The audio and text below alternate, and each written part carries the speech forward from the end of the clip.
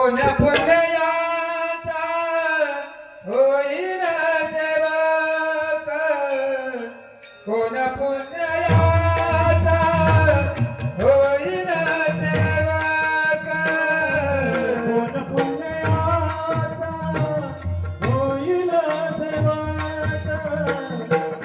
कोण पुण्याचा होईल कोण पुण्याचा होईन सेवक कोण पुण्याचा होईन सेवक पुण्याचा होईल कोण पुण्याचा होईल हे द्वंद्वातीत दुरावी रे हे द्वंद्वातीत दुरावी रे ऐसे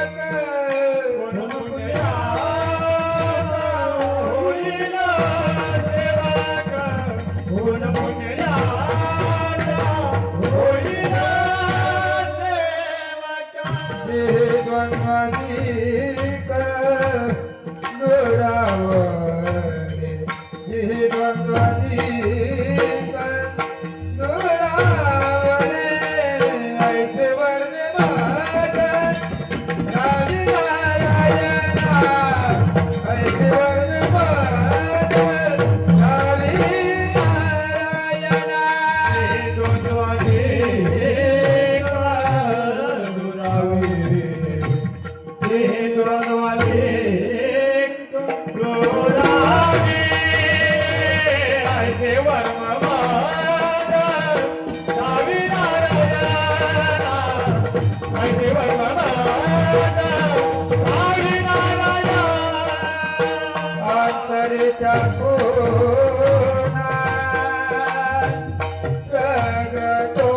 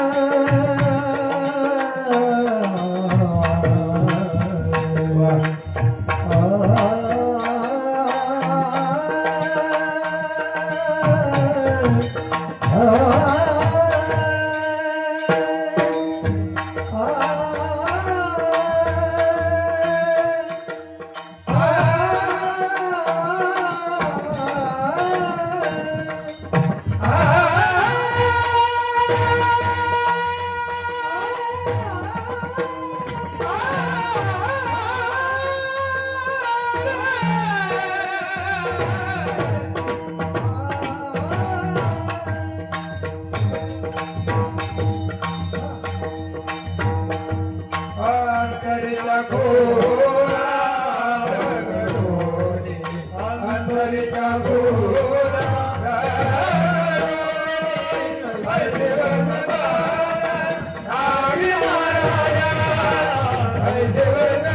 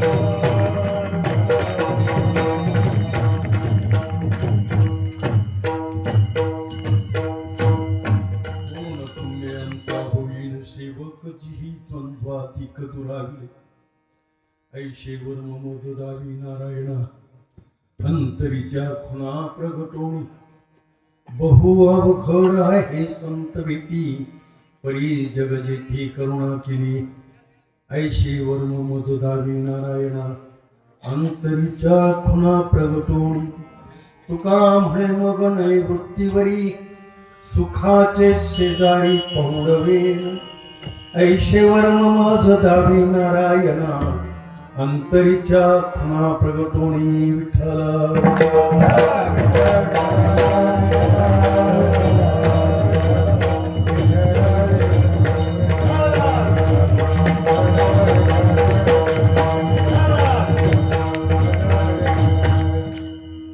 पुण्यांचा होईन सेवक जिही द्वंद्वाधिक दुराविले ऐशेवर ममज दावी नारायणा अंतरीच्या खुणा प्रगटोणी बहु अवघड आहे संत भेटी परी जग जेठी करुणा केली ऐशेवर ममज दावी नारायणा अंतरीच्या खुणा प्रगटोणी तुका म्हणे मग नैवृत्तीवरी सुखाचे शेजारी पहुडवेन ऐशेवर ममज दावी नारायणा अंतरीच्या खुणा प्रगटवणे प्रस्तुत स्थळी प्रस्तुत प्रसंगी मला वाटतं हनुमान भगवान परमात्मा यांच्या तरंग परिसरामध्ये चौथ्या दिवसाची सेवा आहे रामकथा आहेत, मला वाटतं पारायण, भजन आहेत आणि कीर्तन सेवा आहे. वैदिक संप्रदायाच्या नियमाप्रमाणे नियमबाह्य कर्म हे दुःखाला कारण असतं आणि नियमात असणारे कर्म हे सुखाला कारण असतं. आजच्या अभंगातून तुकोबाराय वर्णन करतात, कोण पुण्यांचा होईन सेवक, जिही द्वंद्वाधिक दुराविले. जिही द्वंद्वाधिक दुराविले, कोण त्यांचा सेवक, कोण पुण्य त्यांचा होईन. द्वंद्वारहित जीवन ज्यांचं आहे त्यांचं दर्शन व्हावं आणि त्या दर्शनासाठी संगतीसाठी कोणतं पुण्य लागतं हे भगवान परमात्मा तुम्ही मला सांगा. ऐशी वर्म मज दावी नारायण. मला वाटतं नारायणाऐवजी पांडुरंगाही म्हणता आलं असतं, पण नारायण नावाचं विशेष महत्व आहे आणि म्हणून इथं मुद्दा म्हणून तुकोबाराय ऐशे वर्म मज दावी नारायण. आणि बहिरंग खुणा नाही, अंतरीच्या खुणा जाणून या. अंतरंग आणि बहिरंग असे दोन प्रकार आहेत. प्रत्येक ठिकाणी दोन प्रकार आहेत, बहिरंग आणि अंतरंग. जास्त वर्णन करणार नाही. साधूची भेट होणं किती पुण्य लागतं याबद्दल मला काही सांगता येणार नाही. मी सामान्य मनुष्य. संतांची भेट अवघड आहे, सोपी नाही. संत भेटणंच अवघड आहे. आणि आजही सांगतो, संत भेटीशिवाय कृतार्थता नाही. संत भेटीशिवाय जीवन पूर्ण नाही. संतांची भेट व्हावी. बहु अवघड आहे संत भेटी. आणि तुकोबाराय वर्णन करतात, परी जग जेठी कृपा केली. भगवान परमात्म्याने संताची भेट करून देण्यात तुकोबारायवर कृपा झाली, आपल्यावर व्हावी. ऐशी वर्म मज दावी नारायणा, अंतरीच्या खुणा जाणून या. हे वर्म दाखवा भगवान परमात्मा. आणि ते बहिरंग खुणा नाही, तर संतांच्या अंतरंग खुणा मी जाण. अभंग दोन प्रकारचा आहेत. मागणी प्रकरणातही मोडतो आणि संकल्प प्रकरणात सुद्धा मोडतो. मला वाटतं आपल्याला इथं मागणीने सांगता येणार, संकल्पित अभंग आहे. अभंगातून तुकोबाराय संकल्प करतात. आणि जर मला तुकोबाराय सांगतात, फार गोड वर्णन आहेत महाराज. तुका म्हणे मग नये वृत्तीवरी. वृत्ती जीवदशा आणि स्वरूप दशा प्राप्त होण्यासाठी वृत्ती का. जीवदशा आहेच, पण जीवदशेचा नाश व्हावा आणि स्वरूप अवस्था प्राप्त होईल यासाठी भक्तीची लक्षणं आहेत सगळी. ही सगळी साधना करायची तर स्वरूप दशेकडे जाण्यासाठी करायची आहे. आणि म्हणून इथं तुकोबाराय सांगतात, तुका म्हणे मग नये वृत्तीवरी. मी वृत्तीच्या पलीकडे जा. मी वृत्तीवर असू नये. आणि काय फल आहे, सुखाचे शेजारी पोहळवेन. मग मात्र सुख आणि सुखाची सेस तो आनंद. ऐशे वर्म मज दावी नारायणा, अंतरीच्या खुणा प्रगटोनी पांडुरंगा करू.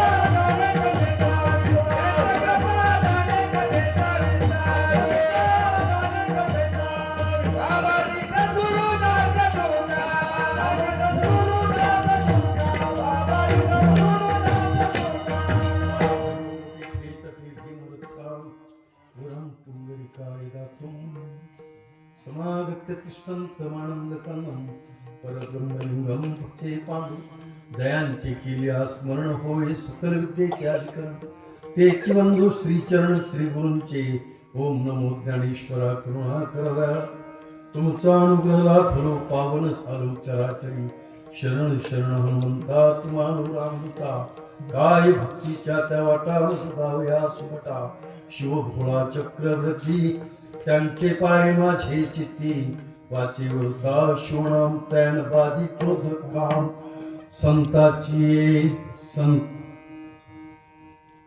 मस्तक हे पाया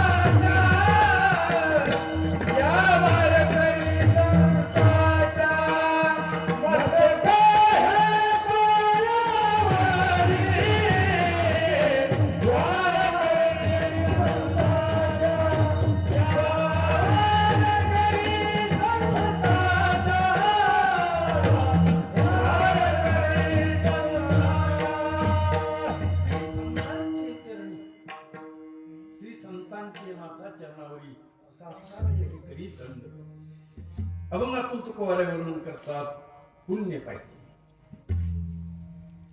प्रत्येक कार्याला पुण्य पाहिजे. कुठलंही कार्य करायचं झालं तर काय लागतं?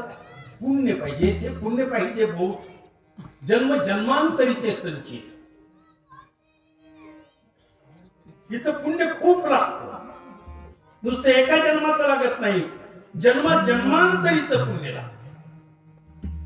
एका जन्माच्या पुण्यात इकडे येत आहे, अनेक जन्माचं पुण्य लागतं. आणि पुण्य मला वाटतं प्रपंचामध्ये धन आणि परमार्थामध्ये पुण्य अत्यंत महत्वाचं. संसार करायचा झाला, संसाराला धन पाहिजे. धन नसेल कफलक असतो. आणि भक्ती क्षेत्रामध्ये मला वाटतं पुण्य पाहिजे. पुण्याशिवाय काहीच चालत नाही. पुण्य असेल तर उंच गती प्राप्त होते, पुण्य नसेल नीच गती प्राप्त. इथं पुण्याची फार गरज आहे. आणि इथं पुण्य जर हवं असेल तर पुण्याचेही प्रकार आहेत, उत्तम, मध्यम आणि कनिष्ठ. मला वाटतं उत्तम पुण्य असेल त्या पुण्याचा लाभ काय? कोणत्या कर्मानं पुण्य होतं पहिला हा विचार करावा लागेल. कर्म करावं लागेल पुण्याला. पण ते कर्म करीत असताना कर्म हे निर्विकार असावं, विकाररहित कर्म असावं. आणि ते कर्म भक्तीच्या हेतूनं केलेलं कर्म हे भगवंतासाठीच असावं, तरच पुण्य होईल. नाही तर आपल्याकडे परंपरा आहेत, ते काही खालच्या गोष्टी बोलण्याचा अर्थ नाहीयेत. एक काय उदबत्ती म्हणतात, एक नारळ आणि सगळं घर सुखी. विठ्ठल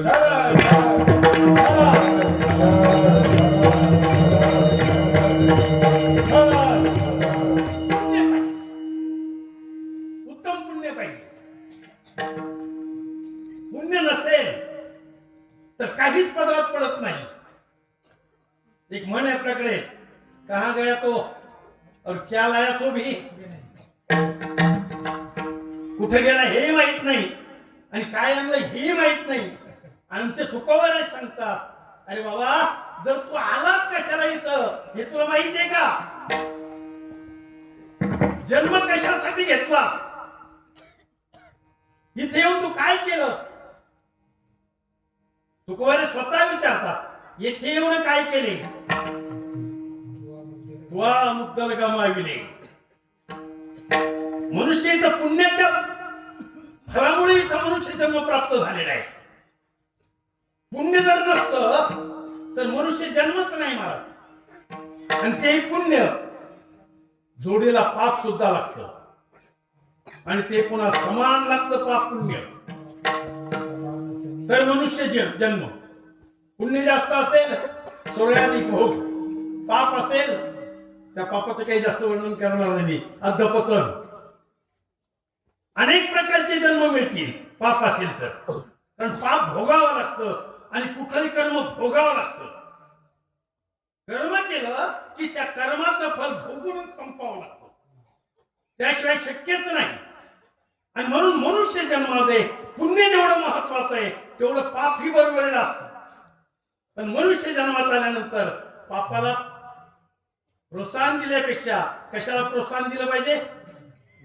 कारण बाकीच्या जन्मामध्ये भजन घडणार नाही, बाकीच्या जन्मामध्ये भक्ती घडणार नाही. बाकीच्या जन्मात आहेत आहार निद्रा, दुसरं काहीच नाही बाकीच्या जन्मात. पण मनुष्य देह ज्ञानोबा सांगतात आवडतं, मनुष्य देहाचे निज्ञानी सच्चिदानंद पदवी घेणे एवढा अधिकार अवलोकने तिथला. मनुष्य देहाचे निज्ञानी, मनुष्य प्राप्त मनुष्य म्हणून जन्माला आला तिथं ज्ञान आहे. आणि ज्ञान असल्यानंतर काय करावं आणि काय करू नये मनुष्याला कळतंय. असा कोणीच माणूस नाही हे पाप आणि हे पुण्य त्याला कळत नाही म्हणून. कळतं सर्व, पण मला वाटतं जाणून केल्या जातं. आणि जाणून केलेलं कर्म हे आत्यंतिक भोगाला कारण असतं. कधी आत्यंतिक भोगाला कारण असतं. भोग चुकतच नाही कधी. आणि भोगाचे 3 प्रकार आहेत: संचित, प्रारब्ध आणि क्रियामान. क्रियेतून जे भोग होतात ते भोग इथंच. संचित प्रारब्ध ते पाठीमागचे. पण कर्मातून भोग जे प्राप्त होतात ती इथंच भोगायला लागतात. आणि त्याच्यामुळेच मला वाटतं अति आणि हिती याची काय होते? वृद्धी होते. आणि वृद्धी झाली की भोगावंच लागतं. म्हणून इथं तुकोबारे सांगतात मनुष्य जन्मामध्ये तर सर्वात अगोदर दर्शन व्हावं तर ते संतांचं. नाव नाही घेतलं तुकोबाने या भागात, गुप्त ठेवलंय. पण विशेष वर्णन केलंय कोण पुण्य त्यांचा कुणाचा सेवक होणार आहे, कोणाचा सेवक व्हायचंय. बरं आज तुम्हाला आम्हाला मालक वाटतं का सेवक? ज्याला त्याला काय वाटतं आज मालक व्हावंच वाटतं. सेवक कोणालाच होत नाही. कारण सेवक म्हणला सेवके करावे सांगितले काम येथे हुतू पण हे बाकीचा विषय नाही. सेवक म्हणलं की मग सांगा तुम्ही या भक्ती क्षेत्रामध्ये सेवक पाहिजे का मालक पाहिजे? आणि इथं कोण मालक आहे? इथं कोणीच मालक नाही महाराज. या भक्ती क्षेत्रात मरेपर्यंत सेवक असला पाहिजे. कधी सेवक असला पाहिजे? देहाचं विसर्जन होईपर्यंत सेवकाची दशा असावी. आणि जर सेवकाची दशा असेल सेवे लागी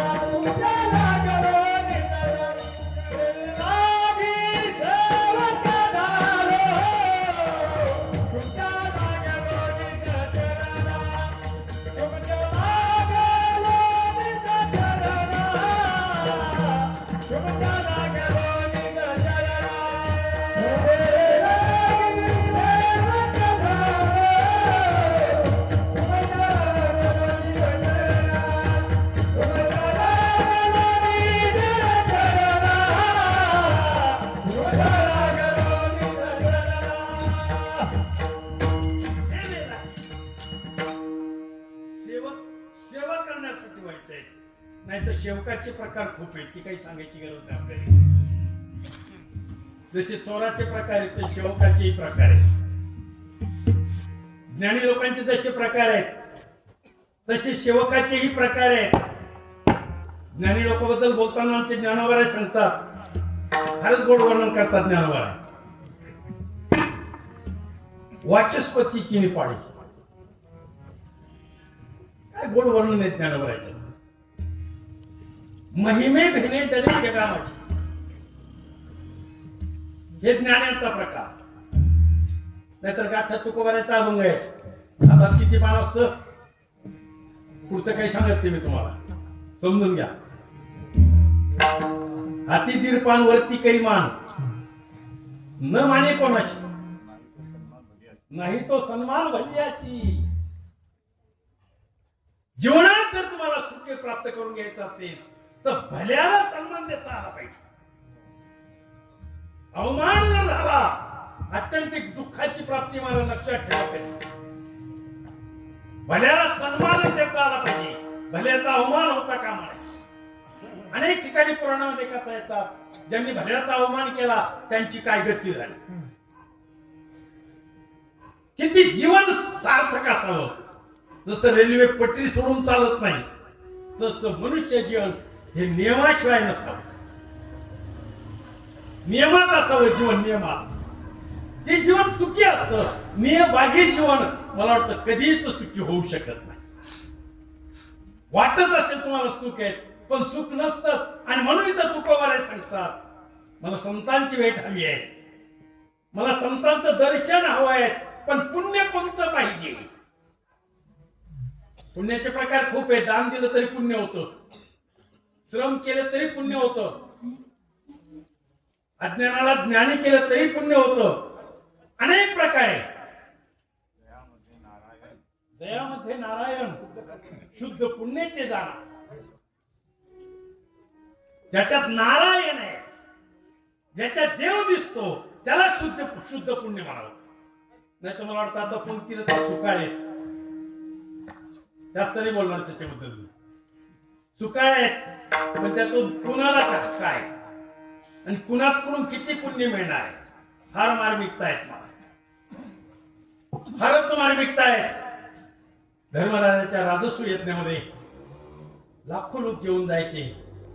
मला वाटतं काही मर्यादा आहे. कोटी लोक जेवल्यानंतर एक वेळ घंटा वाजायचा. कोटी लोक जेवल्यानंतर एक वेळ घंटा वाजायचा स्वर्गात. काही दिवस होऊन गेले राजस्व यज्ञाला आणि मध्येच एक दिवस पंक्ती बसल्याच नाही. पण कोणीतरी वेषांतर करून मला वाटतं तिथं वेद वेत्ता आलेला आहे.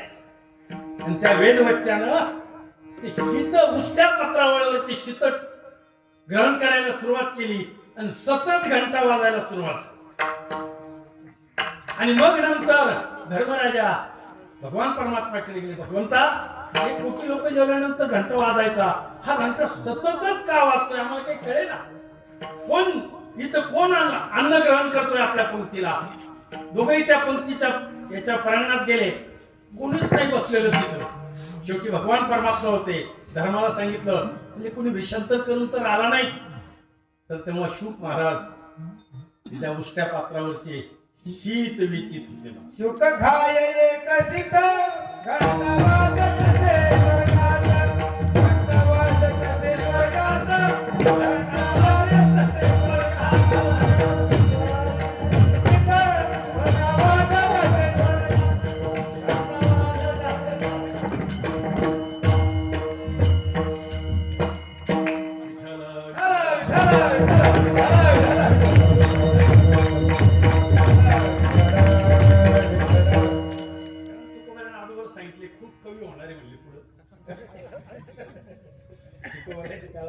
मला वाटतं सालो मालो झाले होते का, प्रमाण सिद्धच बोला तुम्ही बाहेर तरी बोला. सालो मालो हरिची दास विठ्ठल.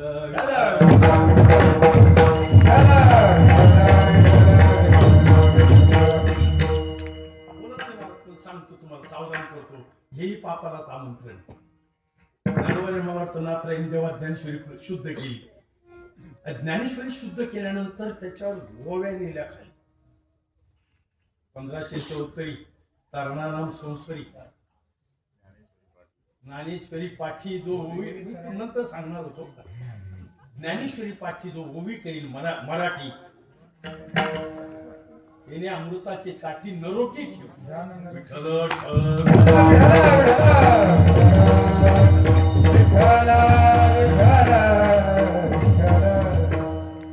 दोष नाही त्याच्यात. तुम्हाला तेच पाहिजे लोकांना म्हणून तुम्ही म्हणता काय झालं. माझं कडू वाटतं तुम्हाला. कडू वाटतंच आमचं त्यात काही नळ नाहीये. पण आमंत्रण पापाला आहे. मग तुम्हाला काय मिळवायचं ते मिळवा. इथं आपल्याला पुण्य पाहिजे. आमचे जगद्गुरु तुकोबाराय सांगतात कोण पुण्य त्यांचा होईल सेवक. कोण पुण्य. पुण्य कोण.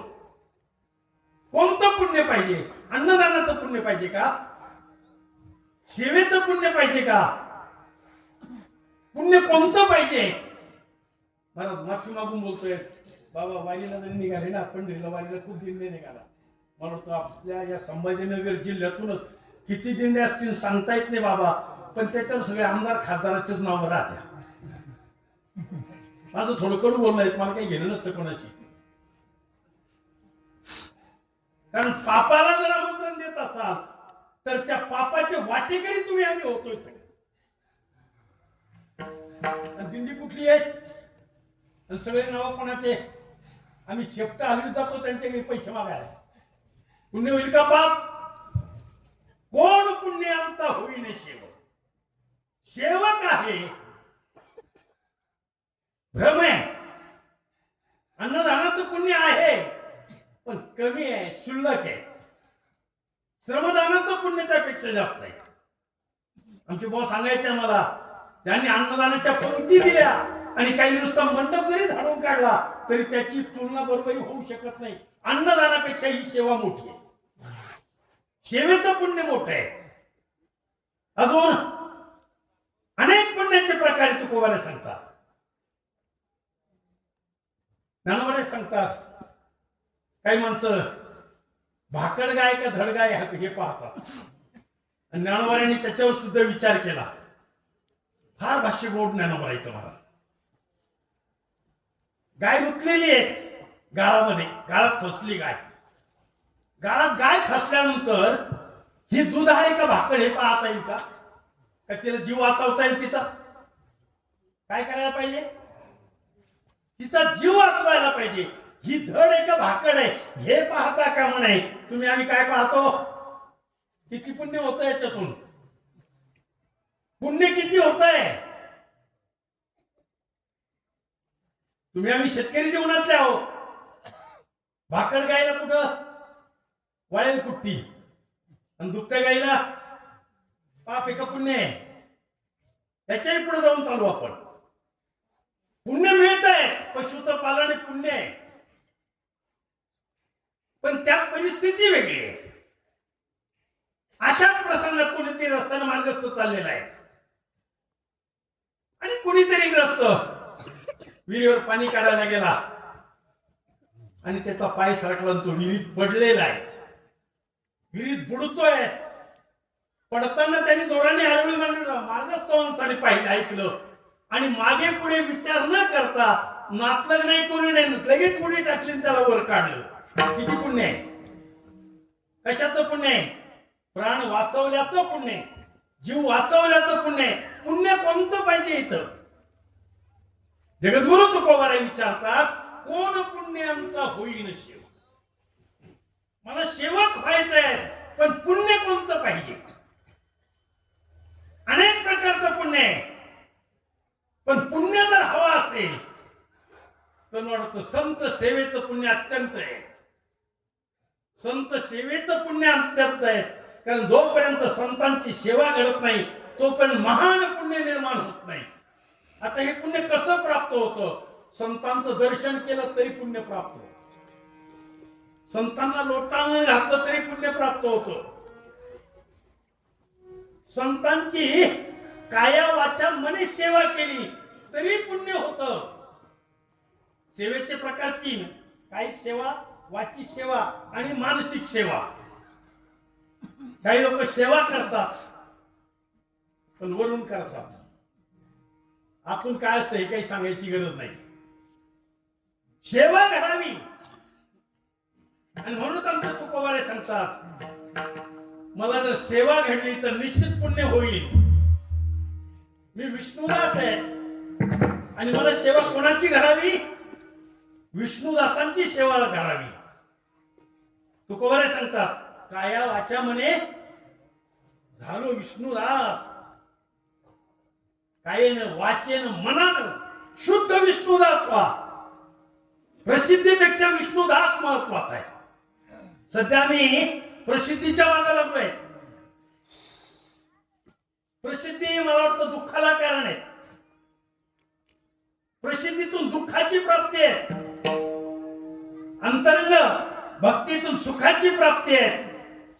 आणि इथं जर पुण्य कोणतं पाहिजे तर इथं भक्तीचं पुण्य असावं. आणि भक्तीचं पुण्य अशा प्रकारचं असावं की त्या ठिकाणी भक्ती भक्ती मग दुसरं काहीच नाही, दुसरा विषयच नाही. भक्त म्हणलं की तो भक्तच असावा आणि मग त्या भक्ताची अवस्था विदेही अवस्था असावी. जीवन विदेही असावं, एवढ्या विदेही अवस्थेवर असावं, एवढी विदेही अवस्था असावी. मी कोण आहे आणि काय खातो, कुठे राहतो याचंही त्याला भान असो, एवढी विधेय अवस्था असावी. आणि मग मात्र त्याची सेवा आणि तो जो सेवा करतोय त्याचं पुण्य मिळतं. आमचे तुकोबारे सांगतात, लोटांगणे संता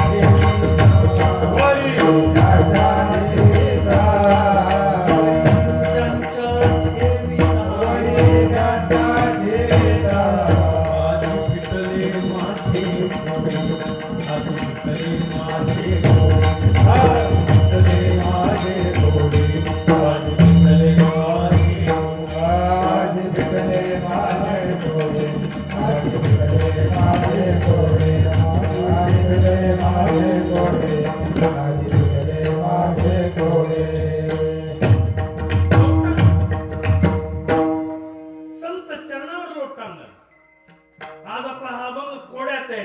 कोण पुण्य त्यांचा? कोड आहेत. तुकोबारे सांगतं, कोड उलगडायचं असेल तर लोटांगणे संताची या दिव्य झाली माझी काया, अलिंगणे संताची या दिव्य झाली माझी काया, मस्तक हे पाया भरी त्यांच्या चरणावर मस्तक ठेवलं की आजी फिटले माझे कोडी. बहुत काळाचे साकडे कोदाटले पुढे, दुःखाचे साकडे बहुखाचे साकडे कोदाटले पुढे, परब्रह्म सापडे. मग मात्र परब्रह्म भगवान परमात्मा तुमच्या समोर येईल. आणि देव समोर आला त्या निश्चितच कोणतं पुण्य लागलं हे विचारावं लागणार नाही. त्या बंधनाच्या प्रथम जन्मात कोण पुण्याचा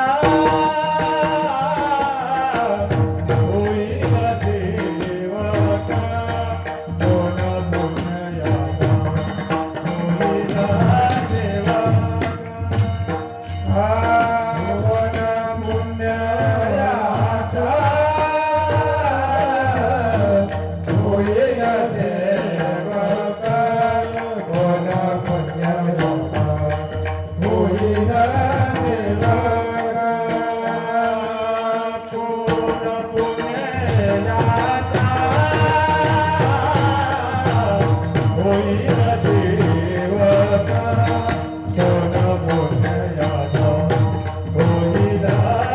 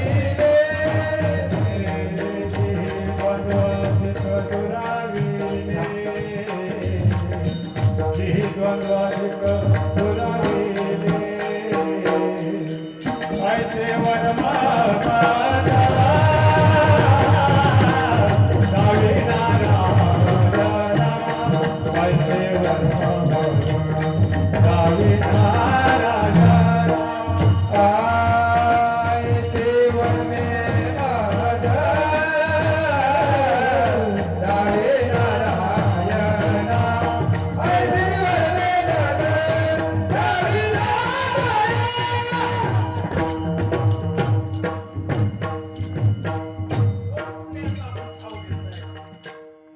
पण जीही द्वंद्वादी याचा ठावरायला द्वंद्वादी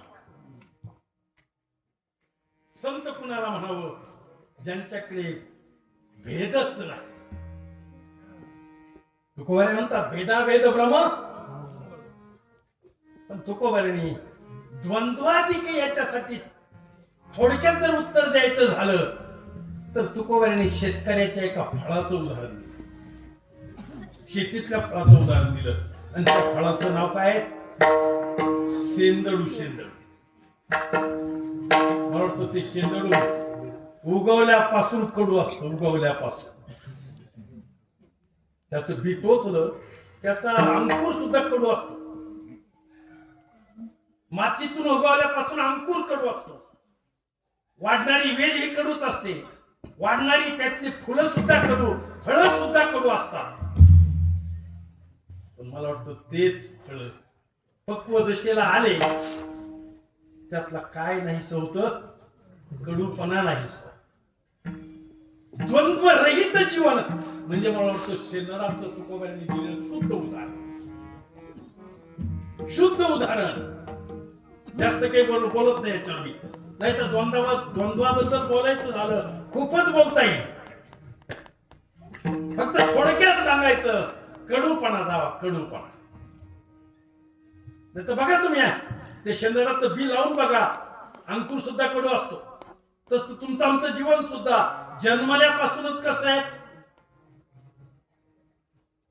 ही भक्ती, हे जो परांगण आहे, हा एवढा मोठा जो थाट आहे, हा गोड होण्यासाठी का कडू होण्यासाठी? आणि याच्यात जर कडू झालं तर फल, इथं फल काय मिळावं? त्यातला जो उणेपणा आहे तो नाहीसा व्हावा, कडूपणा नाहीसा व्हावा, याच्यासाठी एवढा मोठा थाट आहे. आणि एवढा मोठा थाट करून जर लिगाडच पाठीमागे लागलं तर करता काय? म्हणून तुकोबारांनी सांगितलंय पिकली या शेंदे कडूपण गेले, पण अधिकार तुकोबारांचा बरं. ते तुकोबारांनीच बोलावं का आपला कडूपणा गेलाच नाही ना अजून, आपण काय बोलू शकतो? फक्त तुमच्यासाठी सांगायला आहे, जो विकार जोपर्यंत जात नाही, कडूपणा जोपर्यंत जात नाही, तोपर्यंत पक्वदशा प्राप्त होत. आणि पक्वदशा प्राप्त होणं म्हणजे जीवन आनंदी होणं. कोणी पाहत नाही त्या फळाकडे. मी शेतकरी, तुम्ही शेतकरी, सगळे शेतीचा सगळ्यांना अनुभव आहे. खूप मोठाले फळं असतात, पडलेले असतात बांधावर, पण कुणी लावतात? हात कधी लावतं? तोपर्यंत नाही मला. मग सांगा, जर त्या कडू शेंदडाची ही दशा आहे तर तुम्ही आम्ही त्या अवस्थेला जाण्यासाठी कोणती दशा पाहिजे? आपल्या सुद्धा परिपक्व दशा असावी. पक्व दशा आली तरच तिथपर्यंत जाता येईल, नाही तर काहीच नाही. जी फळं कच्ची असतात, सगळीच पक्व दिशेला येत नाही, काही कुठे कसे पडतात, तशी तुमची आमची गत आहे. पण आपण या स्थितीला आलो, या मंडपात आपला प्रवेश आहे. म्हणून आमचे जगद्गुरु तुकोबाराय सांगतात, जीही द्वंद्वाधिक दूर आहे. आणि अशा संतांचं दर्शन होण्यासाठी अघटित घटना घडतील, नाही त्या घटना तुम्ही करू शकाल. आमचे तुकोबाराय सांगतात काही करता येईल तुम्हाला, पण संत भेट होणार. काही करता येईल पण संत भेट होणार नाही. समुद्र वाहूवर तरून जाता येईल, नाही वाहू नसल्या तर विमानातून जातात लोक. आता समुद्र तरून जातात. सूर्याला धरता येईल हाताना असताना जाताना. अजून जे नाही ते करता येईल तुम्हाला. ज्ञानोबाच्या भाषेत बोलायचं झालं, मेरू मुंगी मेरू ओलांडे.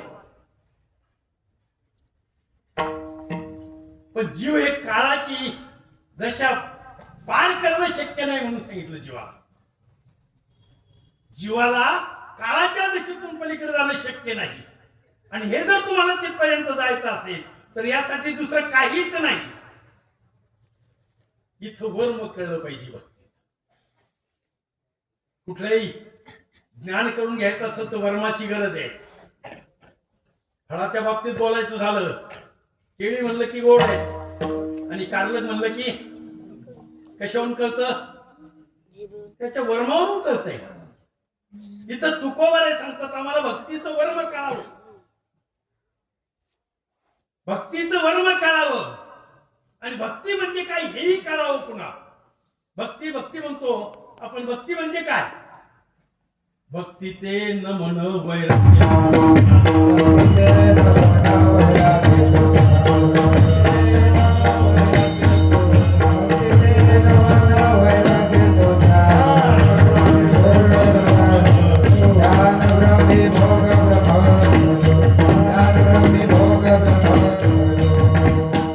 भक्ती ते नमन. भक्ती भक्ती म्हणजे काय?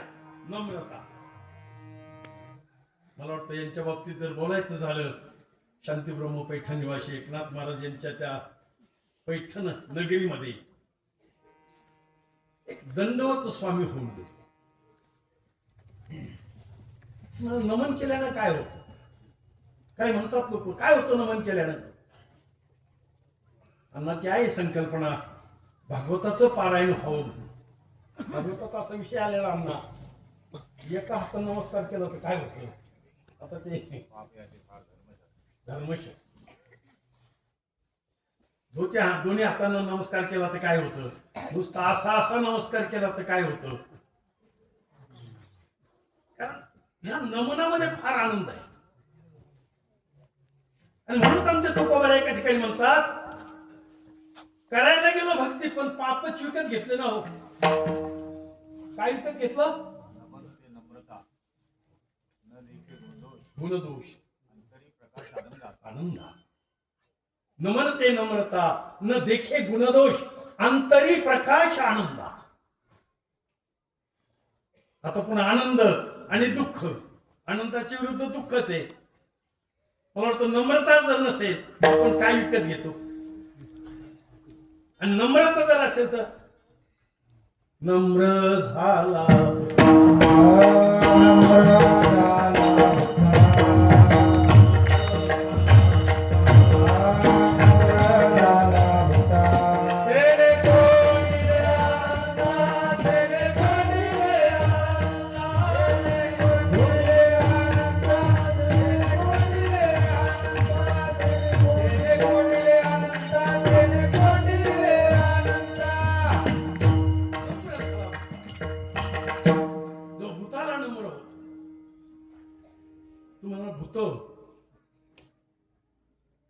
आता ते कसे असतात भूत ते काही मला माहिती नाही. आम्हाला फक्त पंचभूत माहिती आहे. आणि मला वाटतं तुम्ही आम्ही सगळे कशाचे निर्माण झालेले आहेत? सगळे पंचभूतापासून. त्याचंही प्रमाण तुकोबाऱ्यात येतात. तुमचं आमचं जे जीवन आहे हे 5 तत्वाचं आहे. मला वाटतं काही ठिकाणी एक तत्वही म्हणलं, काही ठिकाणी 11 तत्वही म्हणलेत, काही ठिकाणी 19 तत्व म्हणले, काही ठिकाणी 26 तत्व आणि काही ठिकाणी 36 तत्व. 36 तत्वाचा मूळ आहे. ज्ञानोबाच्या वाच्यात बोलायचं झालं, एक तत्वी नाम हरिशी करुणा एक तत्व. भक्ती क्षेत्रामध्ये मी बोलतोय ते वर्मावर बोलतोय सगळं. हे वर्म जर कळालं नाही तर भक्तीला आलिंगन कधी देणार आहे? भक्तीचा स्वीकार कधी करणार आहे? आणि म्हणून आजच्या अभंगात तुकोबाराय विचारतात, तुकोबाराय विचारतात. आणि ते कुणाला विचारतात? तर नारायणाला विचारतात, माझ्यावर काय करा? ऐसे वर्मा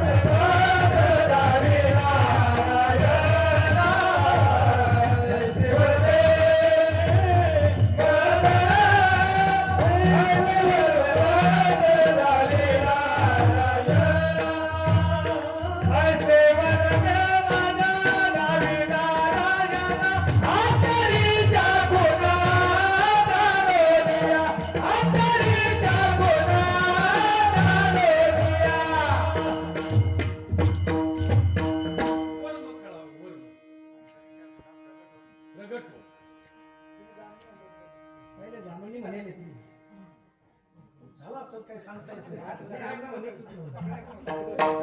आता ते माझ्या रेकॉर्डिंग मी काय सांगतो विठ्ठल विठ्ठल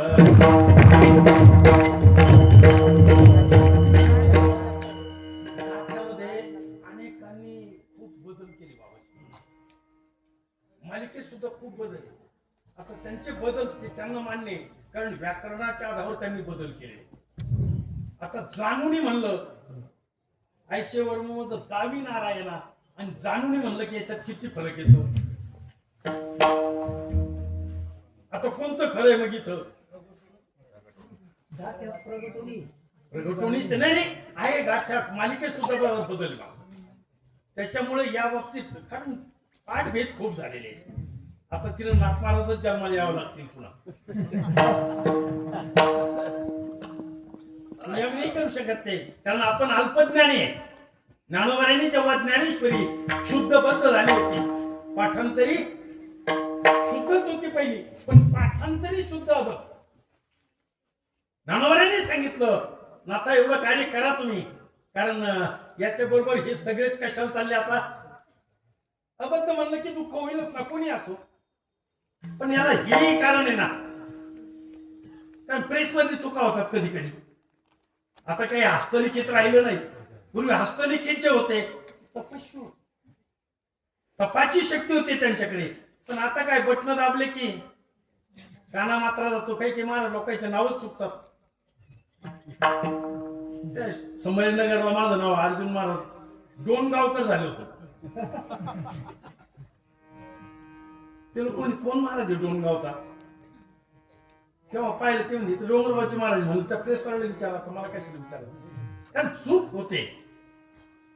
इथं जगद्गुरु तुकोबाने सांगतात ऐशे वर्म मज दावी नारायण अंतरीच्या खुणा प्रगट होईल. याचा विस्तार नाही करणार मी जास्त.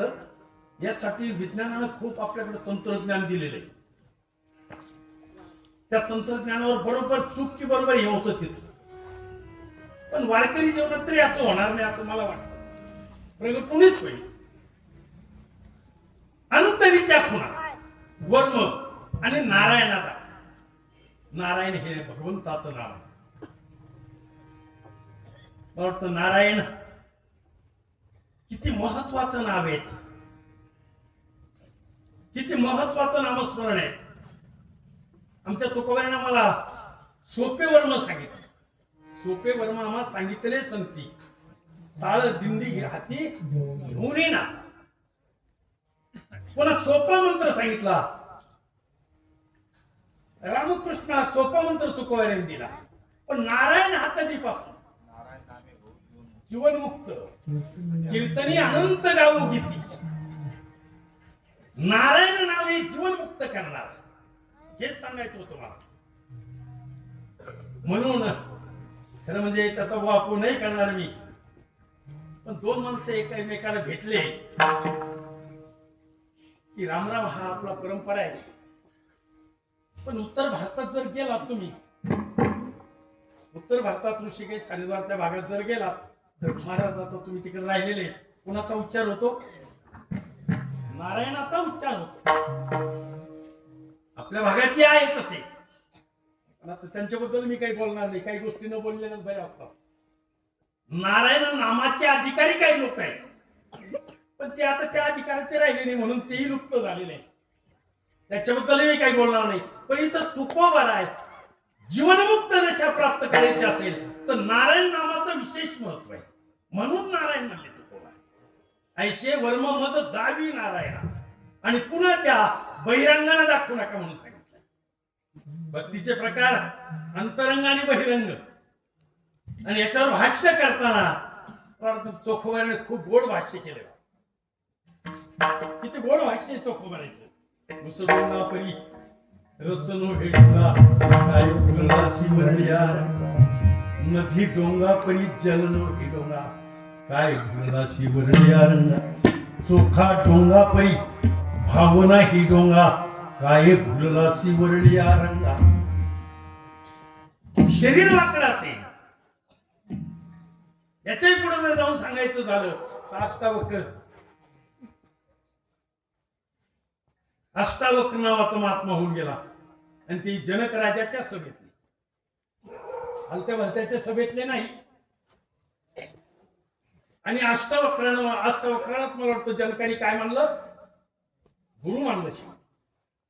पण जेव्हा ते अष्टावक्र त्या जनकाच्या सभेत आले महाराज, जनकाच्या सभेतले अगोदरचे विद्वान जे होते, जे विद्वान म्हणून त्यांना महत्व होतं, जेव्हा अष्टावक्रांनी प्रवेश केला सगळे विद्वान हसायला लागले. त्यांचं शरीर 8 ठिकाणी वाकडं होतं. कसं होतं? आणि विद्रूप होतं शरीर, 8 ठिकाणी वाकडं होतं. मग नंतर जनकाला प्रश्न विचारला, म्हणजे कोण आहे सगळे? विद्वान आहे का? शास्त्र, पुराण, वेद हे सगळे यांचं पारंगत आहेत का? मग तेव्हा जनक तर थांबले तिथंच. म्हणजे यांना ज्ञान कशाच आहे? त्यावेळेस ते अष्टावकर खूप वाईट बोलले, कडू बोलले खूप. काही माणसाला पशुची परीक्षा असते, काही कोणाला कशाची परीक्षा, कोणाला कशाची परीक्षा. तर त्या विद्वानाला त्वचेची परीक्षा होती. त्वचा म्हणजे चमडा. मला वाटतं चामड्याची परीक्षा शक्यतो कोणाला असते? पुढचं नाही बोलत मी. चर्मकाराला असते परीक्षा. चर्मकार कधीच काही पाहणार नाही, तो फक्त कातडच पाहतो. जनावर कसं हे नाही पाहत, त्याची त्वचा तो पाहत असतो. म्हणून अष्टावक्राने त्या विद्वानाला सांगितलं होतं, म्हणजे सगळे चर्मकार आहेत. कोण आहे सगळे? मग जनकाने पाय धरले आणि त्यांच्याकडून मला वाटतं अष्टावक्र गीताच श्रवण केली. मला जशी श्रीमद भगवद्गीता आहे तशीच अष्टावक्र गीता आहे. ती अष्टावक्र गीता त्यांनी श्रवण केली आणि मग त्यातून ती काय दशा पुढची सगळं सांगायला वेळ नाही मला. म्हणून तुकोबारे सांगतात, ऐशे वर्म मद दाविना. वर्मानी कळावं, भक्ती वर्मानी कळावी. भक्ती वर्म जर कळत नसेल तर त्यात काहीच फल नाही येत महाराज. दुःखच पदरात आहे, दुःखच पदरात आहे. काहीच येत नाही आणि दुःख जर पदरात आलं तर काय घेऊन चालणार आहे? दुःखाचा नाश करायचं असेल तर अभंगाचं चित्रचरण. बाबू अवघड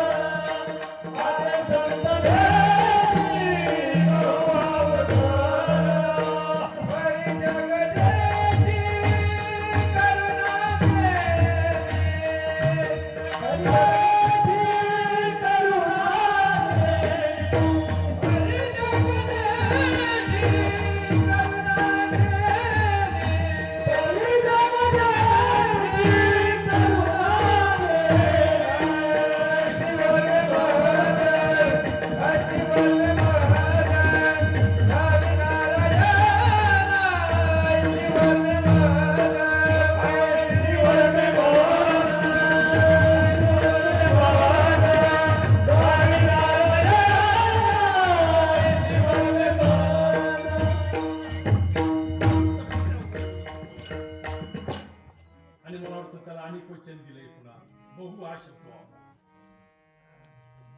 संतांची भेट घ्यायची आहे, अवघड आहे, भेट होणं शक्य नाही. कारण भेट संत कुणालाही देऊ शकत नाही. संत जर भेटायचा असेल तर मला वाटतं संतांची वर्म कळावी आणि वर्म कळण्यासाठी आपल्याला सुद्धा त्या पदाला जावं. तसे संत कळणार नाही. ग्रस्ती आश्रमी लोकांना मला वाटतं संत काय कळतील. आता त्याचा खूप मोठा विस्तार आहे पण नाही करीत नाही एवढा विस्तार.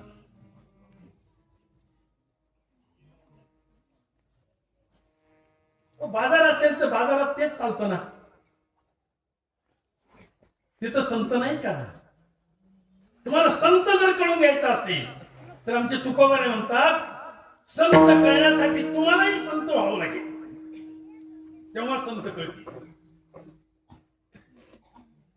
मला वाटतं रेल्वेचा प्रवास जर केला असेल तर रेल्वेच्या प्रवासामध्ये अनेक प्रकारचे लोक असतात. पण त्या प्रवासात सामान्य लोक वेगळे असतात आणि कायमचे प्रवासी करणारे ते वेगळे असतात. पण ते त्यांचं ज्ञान त्यांना असतो ताबडतोब. खिशी कापणार असल्याने त्यांची भेट लवकर होते. त्यांच्यात काही कोड असतो, एका मिनिटात त्यांची भेट होते. तशी आमच्या संतांची कोड आहे ना.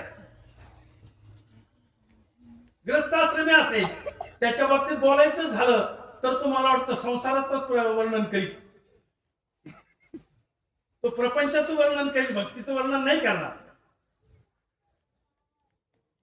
आणि संतत्व जर अंगात उतरलं असेल तर तो दुसरं काहीच बोलणार नाही. तुका म्हणे अंगे व्हावे जे आपण तरीच महिमा आली येईल. स्वतः अंगाने संत व्हावं लागेल तेव्हा संत कळतील. आपण व्यापारी व्हायचं आणि संत पाहायला जायचं कसं काय शक्य आहे? आणि बाकीचे कर्म करायचे आणि संत पाहायला जायचं कसं शक्य आहे? तुम्हाला संत भेट व्हावी असं वाटत असेल तर तुम्हाला त्या मार्गाने जावं लागेल.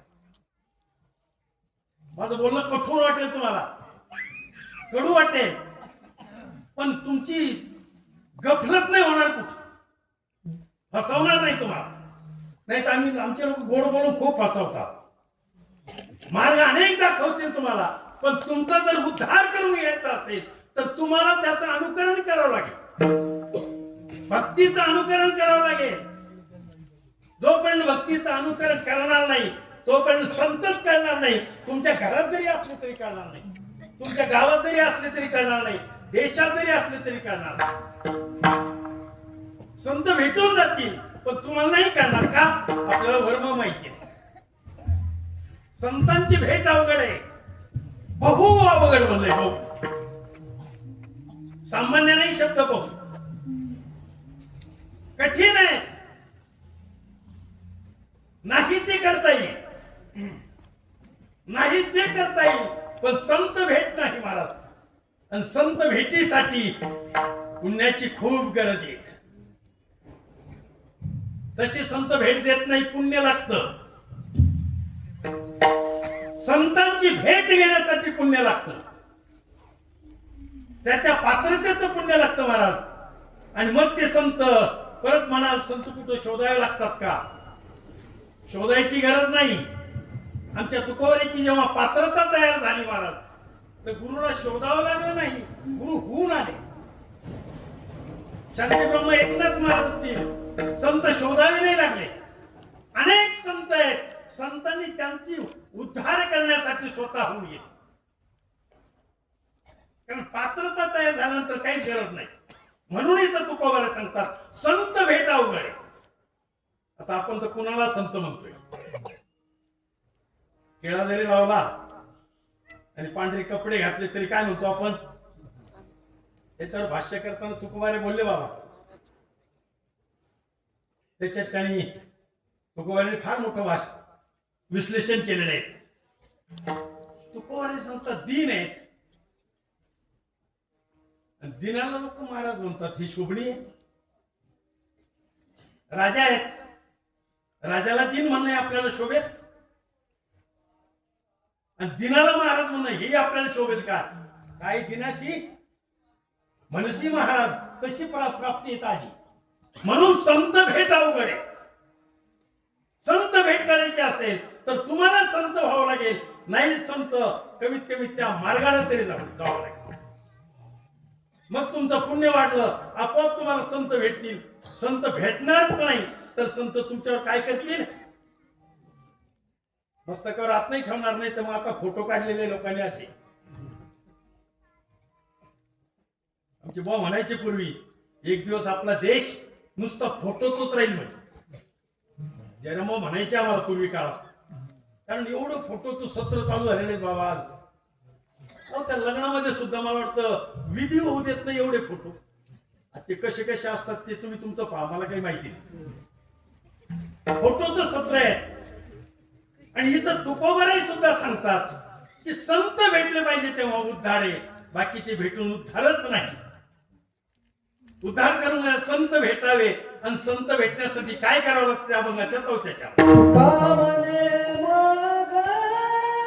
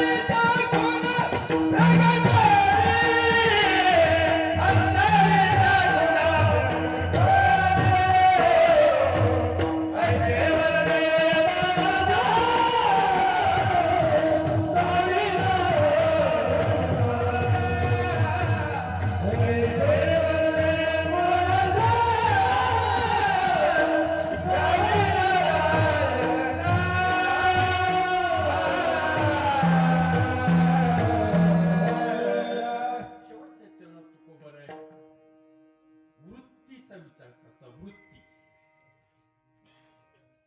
सामान्य वृत्ती, विशेष वृत्ती आणि त्याहून विशेष वृत्ती. सामान्य वृत्ती, विशेष वृत्ती आणि मला वाटतं शेवटी निवृत्ती. सामान्य वृत्ती, सामान्य माणसाची जी वृत्ती असते बिचारी ती वृत्तीवर असतात, पण सामान्य वृत्तीवर असतात. विशेष वृत्ती जी असते ती जाणकार म्हणून वृत्ती विशेष असते.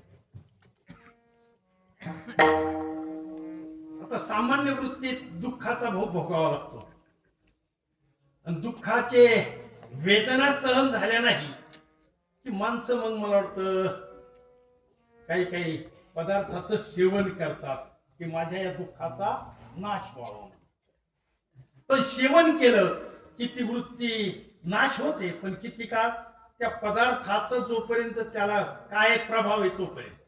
तो प्रभाव संपला पुन्हाची वृत्ती तीच राहते. सामान्य वृत्ती. अनेक वृत्तीच्या पलीकडे जातात लोक, गावोगाव पाहायला मिळतात. ही सामान्य वृत्ती आहे. काही लोक म्हणतात ना, काय करावं, दुःखच खूप आहे म्हणून मला त्याचं सेवन करावं लागतं आणि मग त्याच्यात ते भ्रमयुक्त होतात.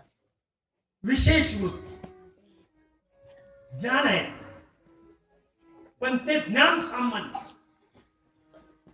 विशेष ज्ञान आणि सामान्य ज्ञान याच्यात फार मोठा फरक आहे.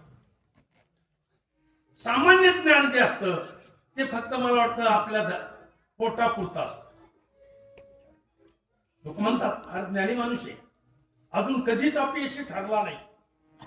ते कोणतं ज्ञान? विशेष ज्ञान. कारण त्याच्या त्या कार्यामध्ये तो पारंगत असतो, तो अपयशी ठरत नाही. तिथं काय करायचं काय करायचं नाही हे त्याला सगळं कळतं येतं तिथं. पण मला वाटतं फल सामान्य ज्ञानापेक्षाही वाईट. सामान्य ज्ञानापेक्षाही विशेष ज्ञानाचं फल वाईट.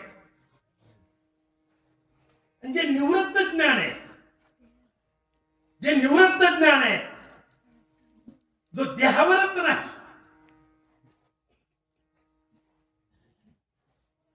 ते विशेष भक्तीचं आणि उंच गतीला गेलेलं ज्ञान, निवृत्तीपर्यंत पोहोचत ज्ञान. इथं तुकोबर आहे ते करतात. तुका म्हणे मग नये वृत्ती, मी वृत्तीच्या पलीकडे जावा. जसं बधीर झालेला किंवा पेरलेशीत झालेल्या माणसाच्या हातापायाला मला वाटतं मारलं तरी काही होत नाही, चिमटी घेतली तरी काही होत नाही, बधीरता येते. तसं निवृत्त झालेला महापुरुष त्याला काही संबंध राहत नाही. आता काय खातो आम्ही, कासया सांगते कैसे लागते कोण देणं, काय खातो आम्ही कसं लागतं याचं काही त्याला भान नाही. तो निवृत्तीच्या पलीकडे गेलेला आहे. निवृत्ती, वृत्ती ही निवृत्ती झाली. जनन दिशे तेथे मी माझे हरपलो काही जेथेच्या तेथे. वृत्तीच निवृत्त होऊन जाते, वृत्ती राहतच नाही. आणि म्हणून इथं तुकोबारे सांगतात तेव्हा मला वृत्तीवर ठेवू नका. तुका म्हणे मग नये वृत्तीवर. वृत्तीवर असेल तर सुख नाहीच. जो वृत्तीवर आहे समजा त्याला बधीरता नाही, त्याला सुख होईल का? मुंगी जरी अंगावर चढली, शरीराच्या त्वचेला स्पर्श सोडा, केसावर जरी मुंगी चढली तरी काय होतं? त्याचं ज्ञान होतं. म्हणजे आहे का तो वृत्तीवर आहे, याच्या पलीकडे जातात, काही संबंध नाही. म्हणून तुकोबारे ती मागणी करतात. भक्तीचं उंच अति उंच शिखर आहे. तुका म्हणे मग नये वृत्ती. अशा अनेक महात्मे आज आपल्या देशामध्ये. मला तुम्ही दर्शनाला गेल तर दगड मारतील, तुम्हाला जवळ येऊ द्या. वृत्तीच्या पलीकडे आहेत, वृत्तीच्या पलीकडे आहेत. स्तुती तर आवडतच नाही, फार झालं तर निंदा आवडते. स्तुती नाही आवडत, कारण स्तुतीनं पुण्याला हात घातला जातो आणि निंदेनं पापाला हात घातला जातो. वृत्तीच्या पलीकडे गेलेले. तुका म्हणे मग नये वृत्तीवरी. सुख सुख आपण म्हणतोय. सांगा आजपर्यंत जगात कुणाला सुख मिळालं तुम्हाला? सामान्य जीवनाला कुणाला सुख आहे? अहो जेथे जावे तेथे कपाळ सरीसे. कुठेही जा तुम्ही, फक्त भासतंय आपल्याला सुख. सुख फक्त भासतंय, असत नाही. आणि म्हणूनच तुम्हाला आम्हाला सगळ्यालाच मला वाटतं तो सुखी तो सुखी तो सुखी असं वाटतं. सुखी कोणीच नाहीये, सुखी तोच आहे फक्त जे तुकोबारे शेवटच्या चरणात सांगतात. तुका म्हणे मग नये वृत्तीवर, जो वृत्तीच्या पलीकडे जातो. म्हणून तुम्हाला वाटतं तुकोबारेला कडू भोपळ्याची भाजी केली तरी सुद्धा काहीच विचार नाही. उकळतं पाणी स्नानाला टाकलं तरी सुद्धा परिणाम नाही. वृत्तीच्या पलीकडे होते तुकोबारे.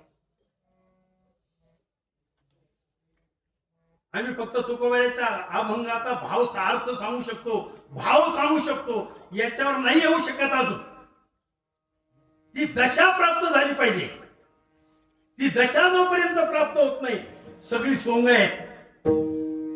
फक्त बाकीच्याला काय तुम्ही तुमच्याकडे ऐकणी सांगतायच नाही. आमच्या भागात आहे जत्रा असतात आणि त्या जत्रात काय असतात ते सोंग कसे असतात माहिती तुम्हाला? या वर्षी त्या वर्षालाच काढतात. मग सोंग घेणारा भक्त असतो का? सोंग घेणारा भक्त राहत नाही, भक्त वेगळाच असतो. मला याच्यावरही भाष्य केलं तुकोबांनी. सोंगे छंदे काही देव जोडे ऐशे नाही. सोंगानं छंदानं सध्याची भक्ती आहे तुम्ही आम्ही आज भक्ती करतोय. मला वाटतं ही सोंगानं आहे काही छंदानं आहे. अनेक प्रकारे लक्षण आहे त्याच्यामध्ये. सत्याची भक्ती असेल तर ते तुकोबारे सांगतात. तुका म्हणे मग नये वृत्तीवर. ती दशा प्राप्त व्हावी, वृत्तीच्या पलीकडे जावे आणि वृत्तीच्या पलीकडे दिले की नंतर तुकोबारे सांगतात सुखाची शेजारी पहुडवेन मगच मला सुख प्राप्त होईल. तोपर्यंत सुख प्राप्त होणार नाही. मग सुखाचा आनंद मला घेता येईल. आम्ही सुखच पाहिलं नाही, तुम्हाला काय सुख सांगू शकतो महाराज?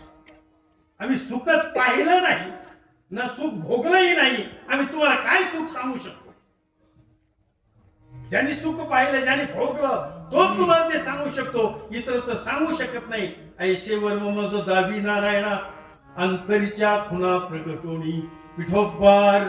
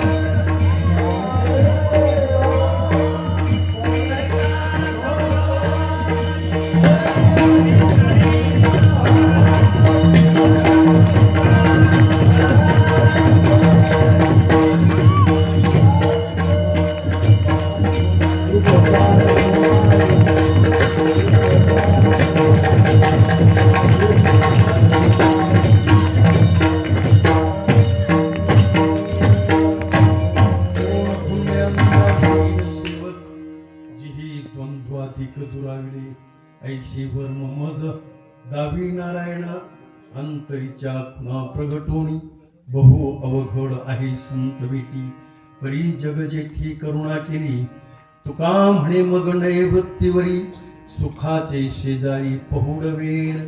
भक्ती क्षेत्रामध्ये मार्गस्थ कोणीतरी मार्ग दाखवणारा लागतो आणि मला वाटतं मार्ग दाखवणारे संतच आहेत या जगात. भक्तीचा मार्ग बाकीचं कोणीही सांगू शकत नाही. म्हणून ते खूप बार आहे.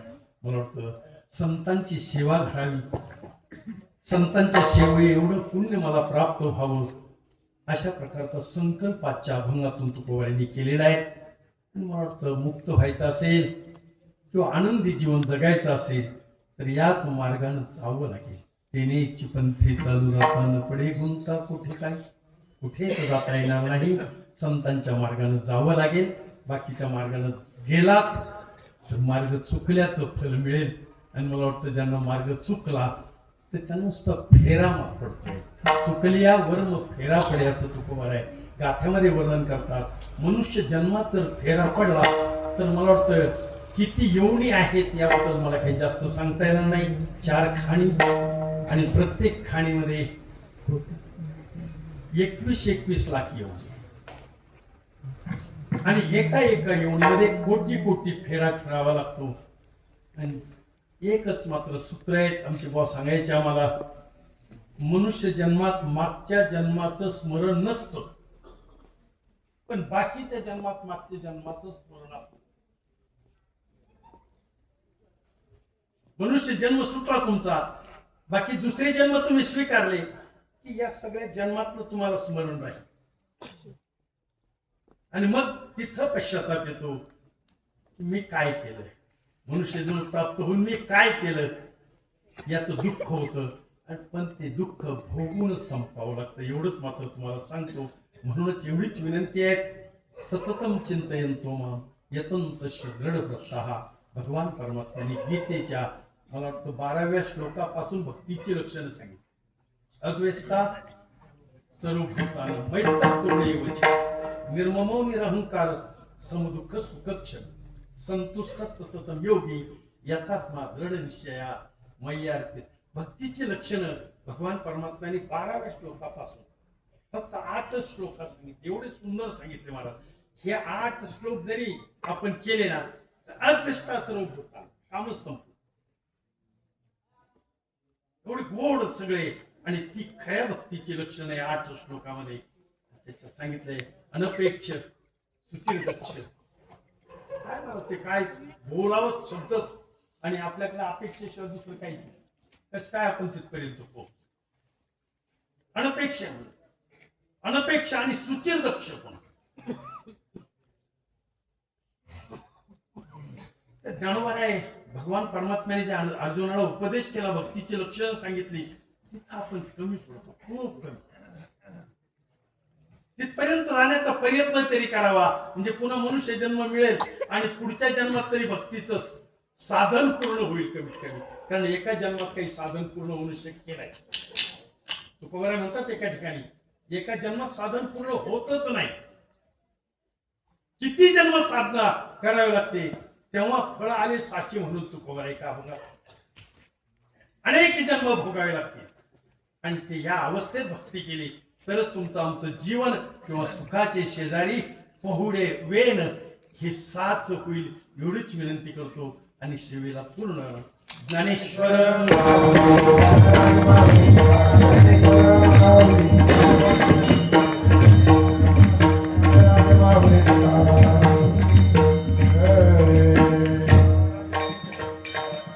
विठ्ठल जय